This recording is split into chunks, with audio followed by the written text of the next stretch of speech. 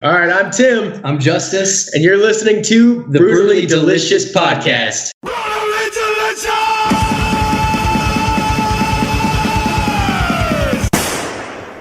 Hey, you're listening to the Brutally Delicious Podcast. I'm Bruce. My name is Chris. And today we've got Myth of Creation, a super heavy band out of the Midwest. Colorado Springs. Yeah, if you stay tuned, we're going to see what they have to say. Welcome, Tim and Justice from Myth of Creation. Briefly, for fans who don't know you guys, can you give us the two-sentence sell? Sure. So we're a metal band based out of Colorado. Just wrapped up on our debut record. It just came out September 27th, and it's released through Pavement Entertainment. Now that it's out in the stores, it's got to be super exciting, right? Bruce, it's extremely exciting. Ask that question again, because your internet's going crazy. Really? Yeah. Fuck. Well, now that it's in the stores, is that better? Yeah. Is that not better? I can't tell. I'm looking at Chris. Now that it's in the stores, it's got to be quite exciting to have it finally released, right? Yeah, definitely. Yeah, I mean, this record's been a long time coming. I think we started pre-production, 2016? 16, yeah. Something. We just kept having setback after setback after setback. It's finally out. We're happy with it, and happy to let people hear it now. 2016. What was the... That's a long-ass time ago. Yeah, that's 3 years, right? Yeah. Close to, yeah. Yeah, like when you you're... see how I do my math. Yeah, he's really good. He had to think about that one. So break out the calculator on that one. when being a creative person, 3 years is a long time to sit on material without writing new material and feeling like, well, the new material's better. What the fuck are we doing with this old shit? How did you deal with that emotional aspect of it?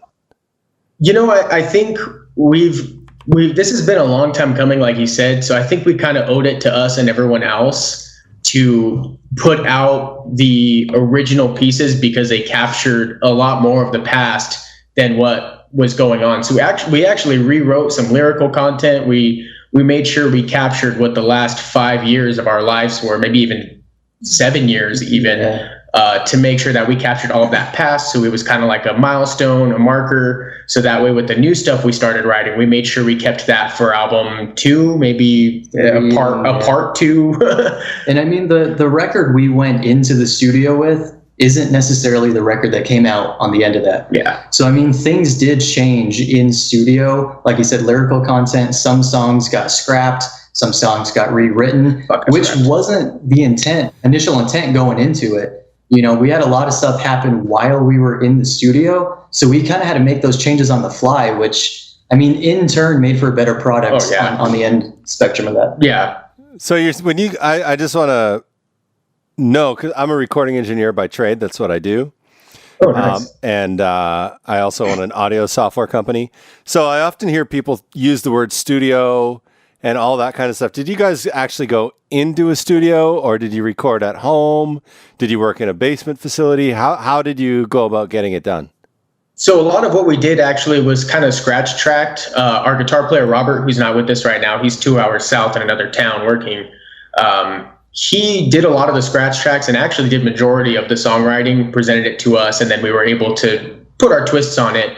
But we actually cut the album at Sunshine Studios in Colorado Springs. Cool. So we were fortunate enough to work with Richard Easterling as our engineer and Scott Wilson as our producer from Tantric and Saving Abel. So we were on site in studio working a lot on the album. So live drums. Yeah. Fucking right. It's a novel thing, right? I know.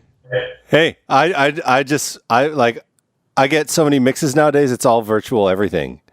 You know, there's no amps anymore. There's no drums anymore. Bass is just straight in. Everything's just in the box. So when you're working live like that, it's pretty rad. And it was kind of cool because we were tossing around the idea of using Justice's Pearl set that he has and tuning things and getting the new heads and what heads we wanted to use. And he was kind of in between sticks. He finally just switched to the Vader sticks. Yeah. We threw out the idea of like, let's try to experiment on this one and see if we could kind of do an electronic drum set but with physical cymbals. And then we tried going back and forth, and we kind of use it to experiment a little bit and see what we could come out with. There was kind of a lot of mixtures that kind of went into it. So it was kind of a hybrid. Awesome. Yeah. You got to love technology. It's come a long way. It really has. It's great, but it also sucks, but it's great. You know what's great about it is that you never have to make a decision. You know what's terrible about it? You never have to make a decision. Yeah, exactly. True. Like when Bruce was recording on tape, or me for that instance, like I kind of started engineering when tape was on its way out. And the last record I did cost me about $25,000 all in, using 2-inch tape. And I was told at that time, Pro Tools will never, ever take over tape. Digital will never sound as good. And I was like, fuck that. I want to use, like, I was working at home on a digital recorder, and you could just cut and paste shit and move stuff around. And tape just seemed so clunky to me at that time. Still does. But anyways, enough about audio engineering. Bruce is shaking his head. I am shaking my head because I'm the old school. I want the full console. I want to use the razor blade and cut the 1/2-inch tape, and this is the bridge and tape it to the wall, and I do all that fun stuff. I fucking hate tape. I hate it. You know why? I don't even know how we're together on this podcast. When you're the assistant engineer, tape is the worst thing that's ever happened in the world. I disagree. Band finishes at 11 p.m. Producer's like, okay, have all the edits done by tomorrow at 8 when we show up. And you're like, fuck, you got reels of tape around your neck and there's a piece on the floor and you're like, fuck, which piece do I need? Like, fuck that. Anyways. So guys, when you're writing your music, are you writing it like how it's going to come across on stage? Like, hey, this is going to be a good breakdown, or this is going to be a good killer part? Or are you writing the song, just for a song's sake, and you're smiling, so this got to be a good story? I don't think we really have like a method. Okay. We don't really write necessarily with an intent to say, this is going to be a great live song. This is going to be a great studio song. This is going to be a great sing-along type song for the crowd, or whatever it may be. We just kind of, whatever comes out, comes out. And I mean, if we like it, we'll roll with it. It's kind of hodgepodge together. So what would happen then if you wrote a Justin Bieber track and you loved it? If we loved it, we're going to play it. And you loved it, right? Like we kind of have a little bit all over the spectrum with this. Like we have some like industrial, we have some heavy metal, some songs that almost give across like almost a black metal type of vibe, but not necessarily. And then we have some that are more acoustic and slow radio-ish. But I think we just kind of like, we all come from a different background of music. Like Justice was raised on 80s hair metal, and I was raised on... Hell yeah. I grew up with Tupac and like New Edition and New Kids on the Block, and Robert was straight like Jimi Hendrix and Nine Inch Nails, and so we all kind of just put all that in a pot, and somehow this album came out. Yeah. Nice. Okay, welcome to a new feature. It's called Name That New Kid Song. Ready? Oh, crap. My mom is going to be so disappointed. Whoa. Hanging tough.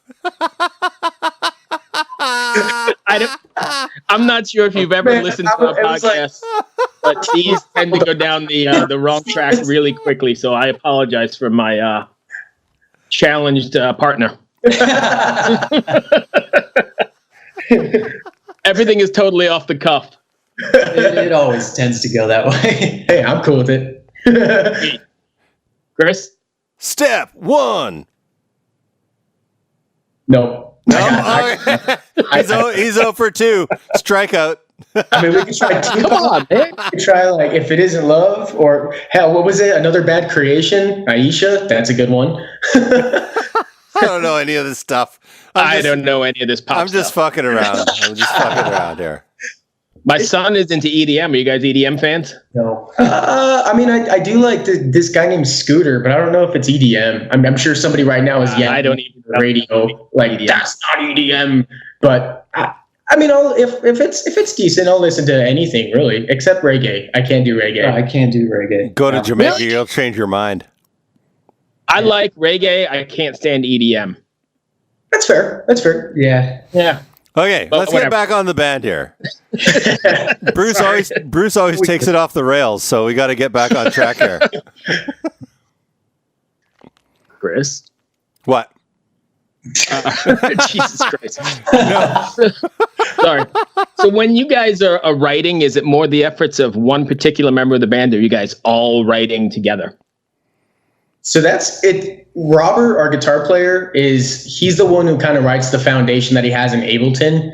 And he'll sometimes use Easy Drummer? Sometimes. And just to get himself like a rough, really simple beat, and then he'll write on top of that with some guitar, some bass, and then he'll bring it to us or send it to us via Dropbox, and we'll kind of completely dissect it from there. Tear it apart, and then we all just kind of add our own parts. Like we all kind of do each other's jobs. Like Robert will lay the main foundation to the song, but then Tim might say, hey, I like this guitar better, or try doing it this way, try doing it that way. And Robert might say, hey, I like if you would do this type of drum part. And I might say, hey, I like if you sang this melody, or if you're in this key, or if you sing this lyric. Yeah. So we all kind of do each other's jobs to a certain extent. But I mean, I obviously do most of the drums, vocals, guitars. You know, we all have our places. We all really come together on the key piano parts too. Yeah. Like we all throw in a little bit of synth or a little bit of violin or orchestral or choir to kind of get the sound that we've shaped. Cool. Okay. So is there a keyboard player in your band? We used to, but not anymore. So the computer we're talking to you on right now, that's our keyboard player. Right. Tracks. That's the extra member of the band. Thank God for the X32 Behringer rack. Lifesaver. No, man. Every metal festival you go to, every band's playing to a click and playing to tracks. Oh, yeah. You know, and I actually had this discussion with somebody just recently where they were like, oh, you're cheating, you're using tracks. And it's like, I mean, personally, if you view it that way, to each his own. I mean, I'm not upset with you, but if you're going to go watch, follow Slipknot, follow Coheed and Cambria for a full month, of course they're using tracks. Mariah Carey used tracks. Anybody that's out there uses them. I mean, it can develop into a crutch sometimes, but it helps an immense amount to give you a professional sound. It's another tool to use. Yeah. People have been using tracks since Woodstock. Forever. Yeah, exactly. Yeah. I mean, the Who couldn't play, what's that song? Bubba O'Reilly? They can't do that song without tracks. Yep. Yeah, I mean, it's just another tool. And like I was saying earlier, like when we were in the studio, we happened to lose 2 members of the band during that process. Ouch. And we just never really found anybody to fill those slots. Yeah. So we just our guitar player wrote and recorded the bass tracks, and we just have been using it as a bass track. So we, play the bass and the keyboards through a track along with the click from my ears. And it's kind of how our live show is set up. Cool. Right on. Yeah. It actually was better. I applaud you for that. I do. I think it takes a lot of guts to because I actually think it's harder to play to a click live than it is to not. It was definitely a big learning curve. I mean, don't get me wrong, but I can't do it. I can't. Now I think where we're at with it, I don't think I can do a show without having a click in my ear. I'm so comfortable with it, and it's in turn made us as a band so much tighter. Yeah. Like I wouldn't feel comfortable without a click anymore. I'm sure you've noticed too, the audience is a lot more engaged. Oh, completely. Yeah. Because you're more consistent all the time. Exactly. Yeah. I mean, you go see, a local band at a dive bar, and, they may not be the tightest. The guitar may be slightly off from the drums, the vocals might be slightly off from the drummer, whatever. But yeah, once you hear a band who is spot on to the click, I mean, you can tell, and it just gives them that more professional aspect behind them. It makes them sound more like they know what they're doing. Yeah. I mean, there's styles of music that don't require that, for sure. Oh, exactly. If you're in a hardcore punk band and you're playing to a click, it's not going to sound right. It's going to sound like Green Day. Exactly. Right. Nice. That was one of the challenges we had in the studio. We have a song. What was the name of it? that we had like 3 different tempo changes because we didn't write it with the click in mind. This was like one of our very first songs we wrote, and it was like so frustrating because it was such a good song that, well, we felt it was a good song, and then we tried recording it like to a click track, and that was not possible. That was one of the songs that got cut. Yeah. Not for only that reason, but that was. It was a main reason. It was a big reason.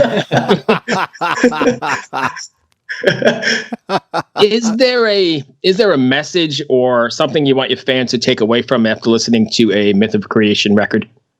100%. Yeah.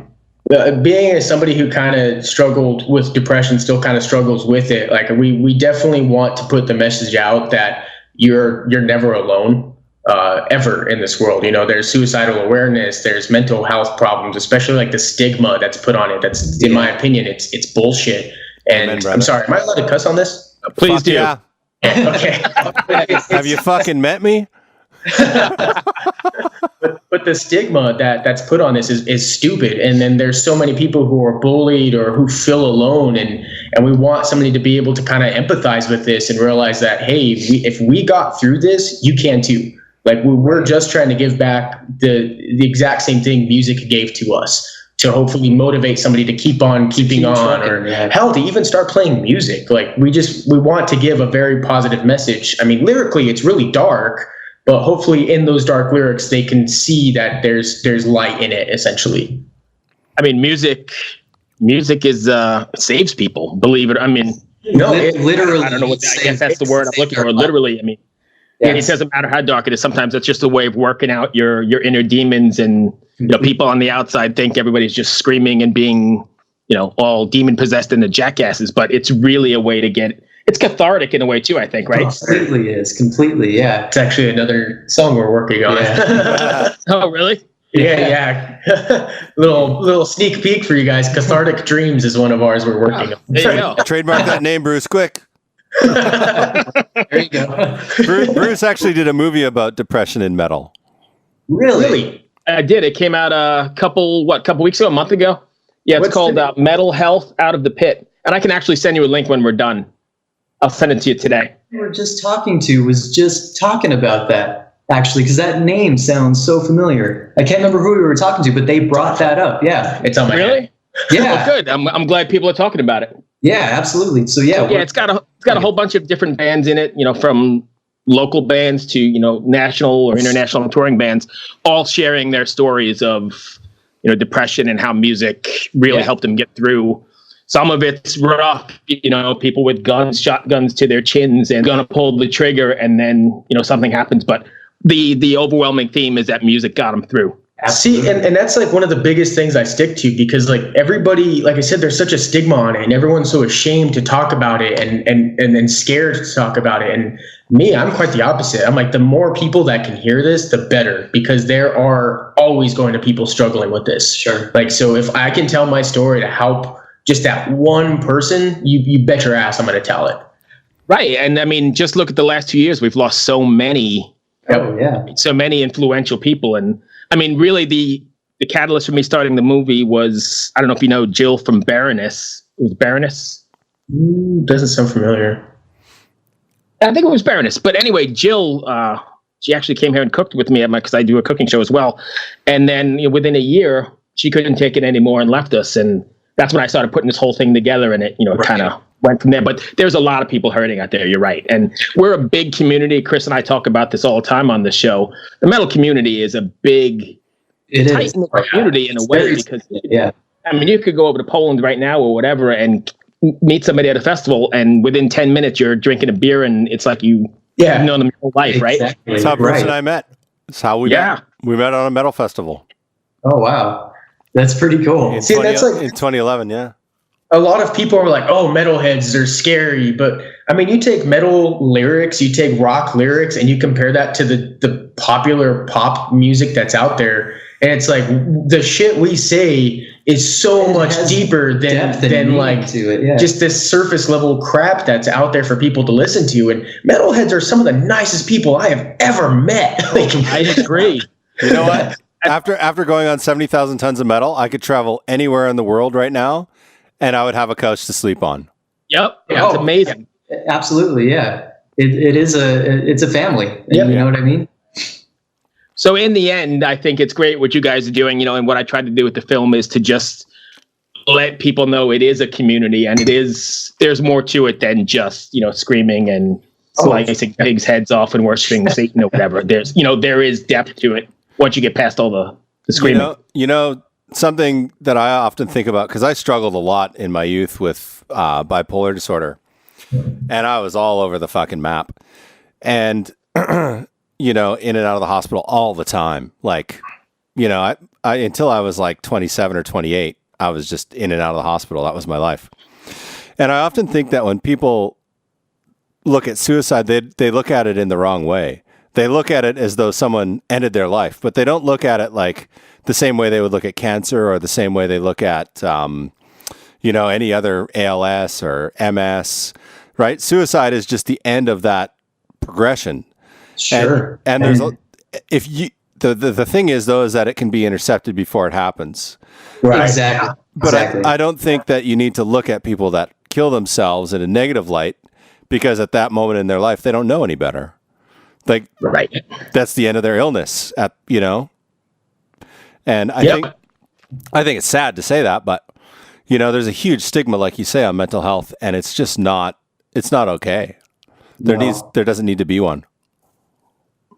Yeah, and I mean, hopefully, that's kind of what we're trying to push. That we're trying to push that if you're hurting, we're hurting along with you. You know what I mean? Like, there are people out there you can talk to. And sometimes it is easier to talk to somebody you don't know. And I mean, we're here to help. Anybody that needs help. You know what I mean? Even if it is just throwing the record on, listening to the words, relating to the words. And just being able to know, hey, if these guys were in this position when they wrote this song, yet they're still here at the other end of it talking about it and trying to get people to understand that you can do it. Like, you can get through it. Absolutely. That's one of our big messages, That's awesome. I'm getting chills as we speak here. That's awesome. Yeah. For what little I have on my arms, my hairs are up. Don't worry, I don't shave them. I'm just, Sorry, this kind of conversation went down a different angle, but no, I'm not sorry. What kind of touring are you guys planning on doing what kind of touring are you guys planning on? I mean, any and all, really. I mean, right now where we're at, we just wrapped on the record. We're just kind of putting it out there. Hopefully get on the road pretty soon. We got a couple of good offers, and we're just trying to see what the budget will allow us to do. I mean, it's not the cheapest thing in the world, but we got some things in the works. Cool. So, there's not millions not millions in playing metal shows? Oh, yeah, we're loaded. You can't see our grandiose mansion behind us. You know what? I like honesty. That means a lot. You'll meet a lot of bands like, oh man, we were playing this show, we were on this tour, we're doing this, we're doing that, and then you find out like they just played at their hometown 3 shows, 3 weekends in a row. And that's one of our biggest things too, is like staying humble, like remembering where you came from, remembering who got you to where you are now, like the people who picked you up when you fell, and even remembering the people who told you would never make it. Like, we're broke. We're mentally picked up. Like, we didn't think the album would even come out. Like, yeah. Right. So we're surprised we made it this far. But it did. It did come out. Exactly. But we did. So I mean, we just got to keep pushing. And I mean, we'll definitely be out on the road, before anybody knows it. Awesome. So I don't know if you've got anything, Chris. I'm going to hit the that fun part of the. Oh fuck. The fun part of the conversation. I guess you guys haven't listened to the show yet, but I kind of like to end it with some fucked up questions that have nothing to do with anything. They're really fucked up. And I am in. I'll just hit you with 2 of them, and just see where they end up. If you don't like them, we can just edit them out or whatever. Chris is already shaking his head because he knows what's coming. I actually have one. I have one now. Oh wait, we're gonna let Chris go because I want to hear his. Okay. Strangest place you've ever been caught picking your nose. So here's the conundrum. Do you admit that you pick your nose, or do you lie?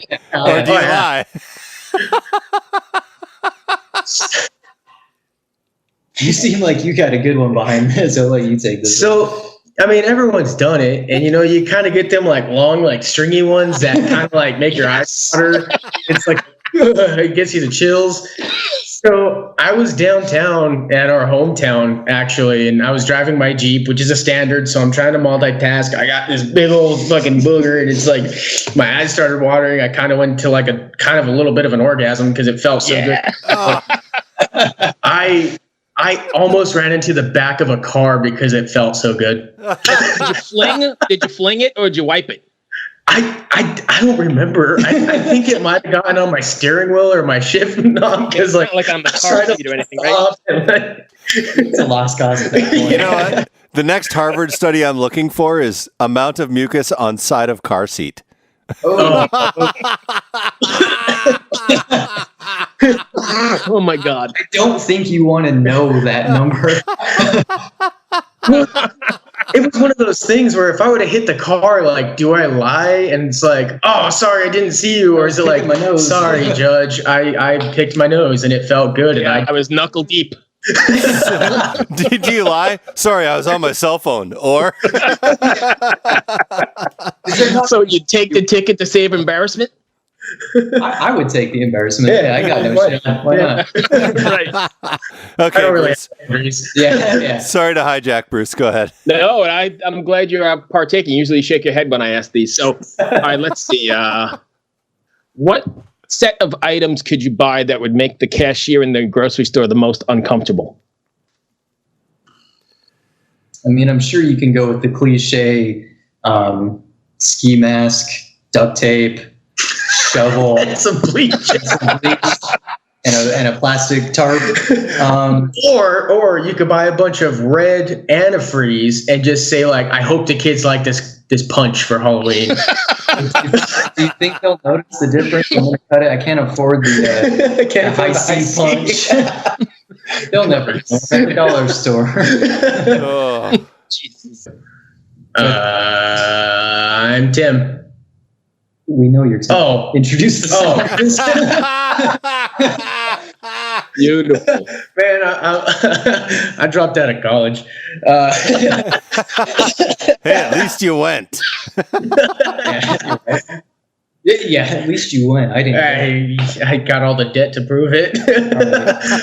So we're Myth of Creation, and you're about to hear the song Psycho. Hope you like it.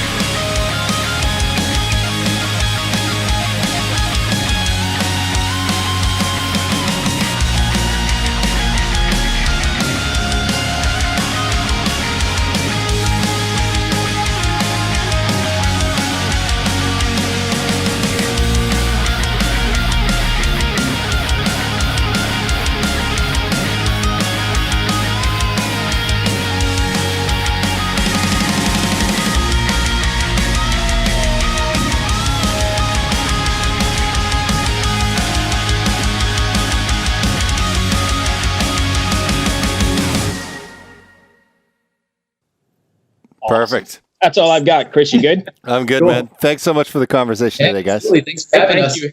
Oh, perfect. Thank you guys for having us. Yeah, absolutely. Thanks. You guys have a good day. Yeah, You take too. care. All right, we'll see you.